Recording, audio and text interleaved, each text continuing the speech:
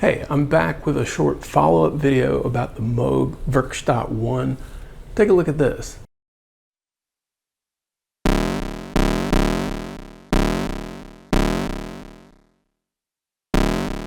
Now, the relevant thing about that clip is that it's unpredictable.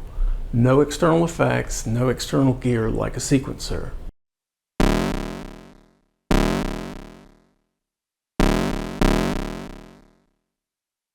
Now, unpredictability or randomness at the rhythmic timescale like that's important.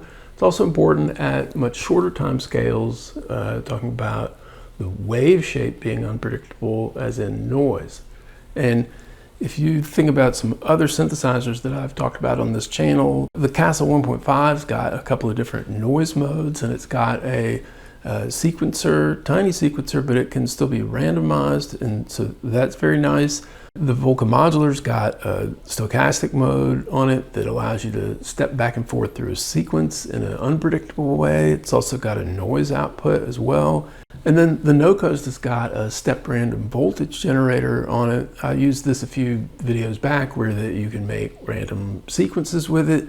And you can also crank that step random voltage generator up to oscillator speeds and get a very nice noise waveform out of the No Coast. And so those noise and randomizing features are all built in, but what about the Werkstatt? You've got specific waves that you can do. You can filter those. You've got different ways that you can modulate based on a low frequency oscillator that's very well determined, and also an envelope that has a very predictable shape. So of course we inject our own randomness, our own unpredictability into the Werkstatt through the keys and through setting knobs in the process of making sounds.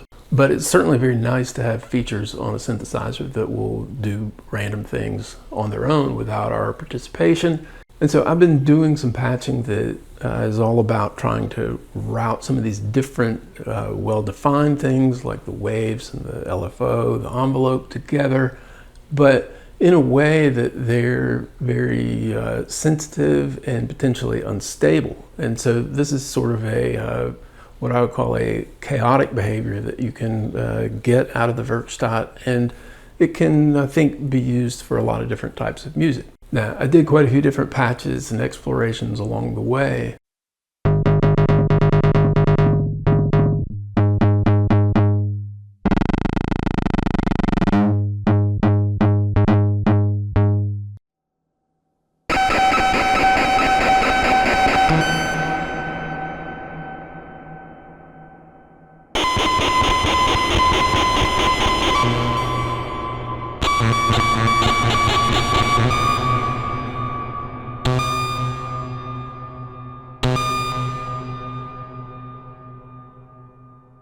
And I'll put those patches in the video description, but what I really want to talk about is just one patch and a variation of it that I think gives a really nice result. You might have your own way of patching noise on the Werkstatt. If so, I'd like to hear about it. But the rest of this video is just going to be me showing that patch and what it can do, and I hope you enjoy it.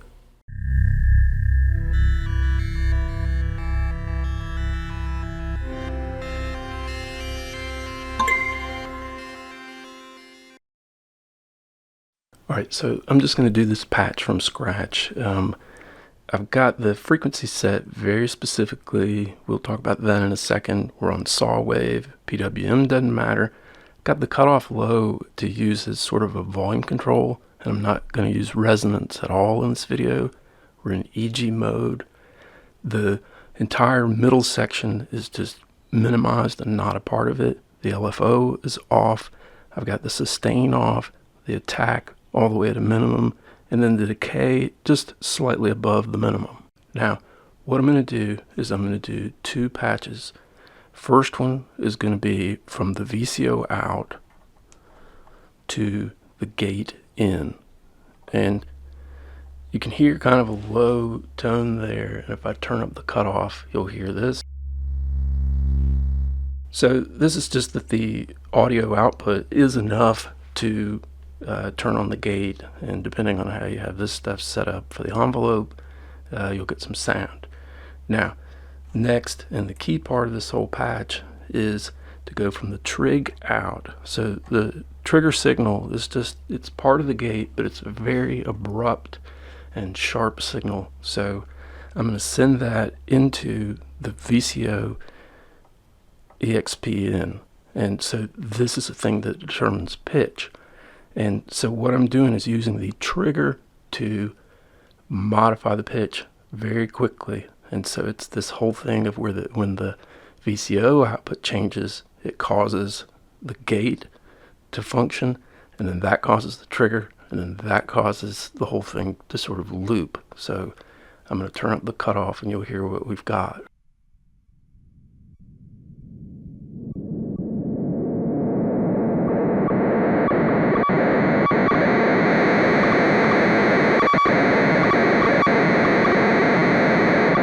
You can hear that that's got some noise elements to it, and it's also sort of got some glitchiness to it. A lot of that is going to be determined by very precisely what frequency you're at. And I'm going to overlay a snapshot of what this wave looks like in Audacity.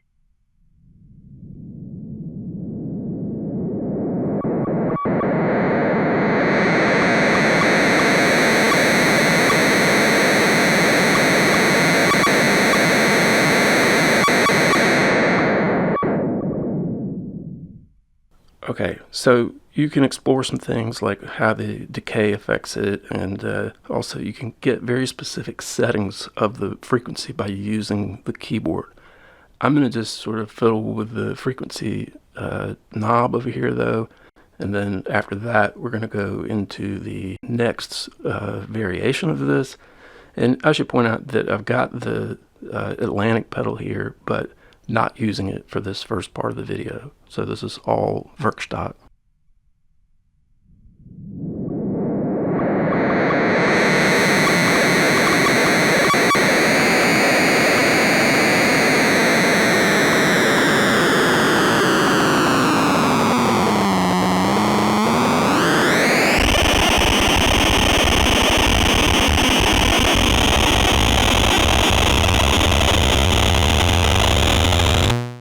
And I think the frequency is just too high there for the system to react to, so it just sort of freezes out the feedback loop that we had going. But all I have to do is find that zone, I think, too low, and you get too much of the actual saw frequency in there, too high, and it drops out like we just saw. So there's some range of frequencies here that's good, and a range of the cutoff that can help sort of choose what your noise sounds like.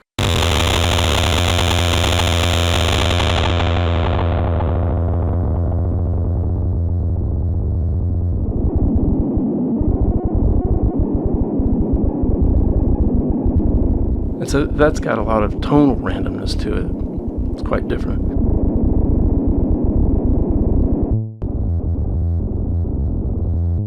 And this is sort of probably my favorite setting, where it's sort of a combination of noise and some just tones sort of chirping along in there.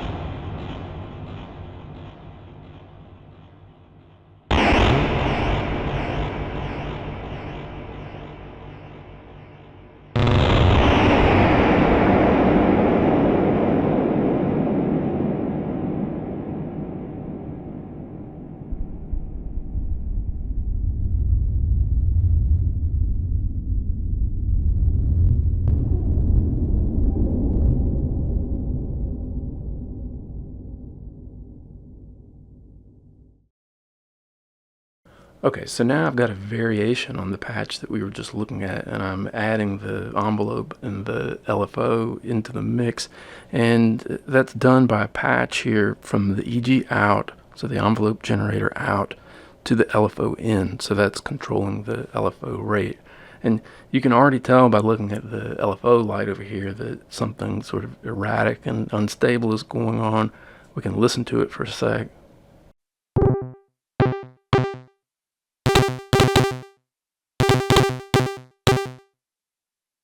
And that's going to sound really cool with some reverb. I'll do that in just a sec. But I just want to describe the whole thing. It's a really pretty delicate interaction between the frequency, the amount, which I'm using now, the VCO mod set to LFO, and then the destination set to frequency.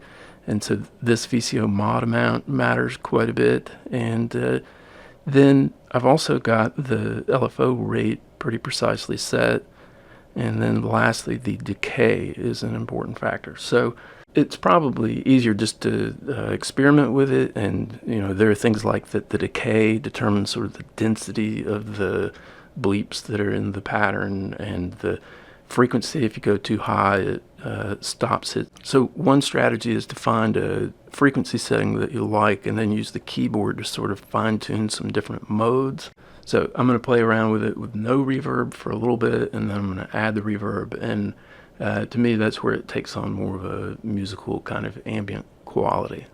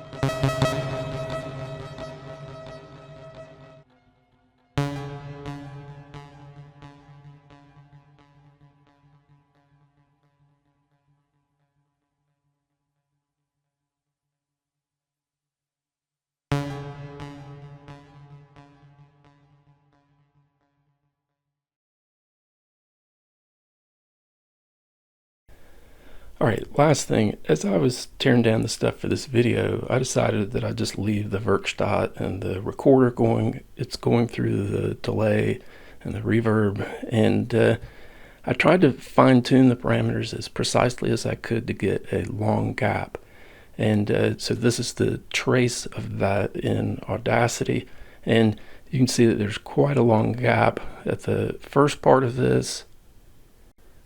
And then you'll also see that it sort of fills in and becomes a little bit more dense, but still a pretty sparse pattern.